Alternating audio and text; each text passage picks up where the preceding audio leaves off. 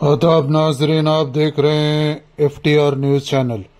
बढ़ते हैं खबरों की तरफ। निर्मला जग्गारेड्डी सदर जिला Congress party chairman industries Telangana और संजीव रेड्डी रुकन असेंबली नारायणखेड़ ने कांग्रेस कारकुनों के हमरा संगारेड्डी डॉक्टर BR अम्बेडकर मुजस्सिमे के करीब इन्होंने एहतजाज करते हुए कहा कि मरकजी हुकूमत बजट में कोई तब्दीली न लाते हुए इन्होंने तेलंगाना के साथ नाइंसाफी की है।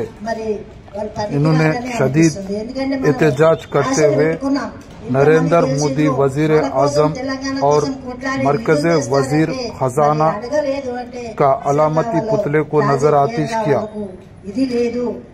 వాళ్ళకు మరి మనసు రాలేదా, కావాలని చేస్తున్నారని ప్రజలు గమనిస్తున్నారు.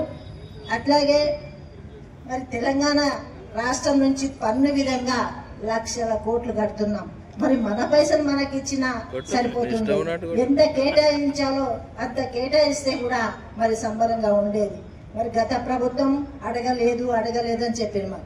ఈ ప్రభుత్వంలో మన ముఖ్యమంత్రి రేవంత్ రెడ్డి గారు కానీ మన బట్టి విక్రమార్క గారు ఇద్దరు కలిసి మరి మోడీ గారిని అలాగే ఆర్థిక శాఖ మంత్రి పోయి అడగడం జరిగింది.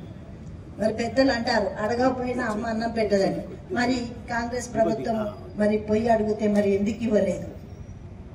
అలాగే మన కేంద్ర ఆర్థిక శాఖ మంత్రి అయిన నిర్మలా సీతారామన్ గారు మరి తెలంగాణ ఆడపడుచు,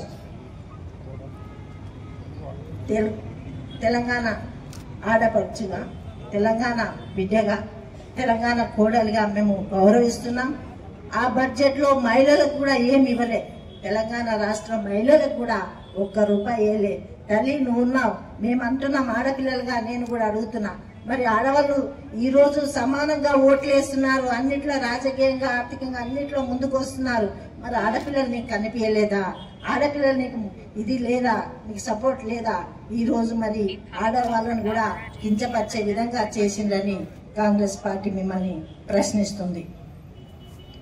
ముఖ్యంగా గత కాంగ్రెస్ ప్రభుత్వం మరి ఏమేం చేసిందో మనకు కంపెనీలు ఫ్యాక్టరీలు తేవడం జరిగింది. మరి మనకున్న నిధులతో ఎన్నో అభివృద్ధి చేయడం జరిగింది. మరి 10 ఏళ్ళు పరిపాలించిన బీజేపీ ప్రభుత్వం ఇప్పటి వరకు కూడా ఏమీ చేయలేదు. కాబట్టి మా ప్రభుత్వం ఇప్పటితో ఇది ఆపదు. మేము నిజంగా అందరినీ నిలదీసే విధంగా ఉంటాము ప్రజల తరపునని తెలియజేస్తూ సెలవు తీసుకుంటున్నాను. జై హింద్. కాంగ్రెస్ సభ్యులు బీజేపీ సభ్యులు ఎలాంటి ఏం చేయలేదండి. అయ్యా మీరు ఒకటే, బీజేపీ మీరు ఒకటే. మీరు గతంలో ప్రభుత్వంలో ఉన్నప్పుడు మీరు కేంద్ర ప్రభుత్వం మీద ఏదో కారణాలు నెపం చూపించి మీరు ధర్నా చేయడం జరిగింది మీరు అధికారంలో ఉన్నప్పుడు. మరి ఈ రోజు మీరు ప్రతిపక్షంలో ఉన్నారు.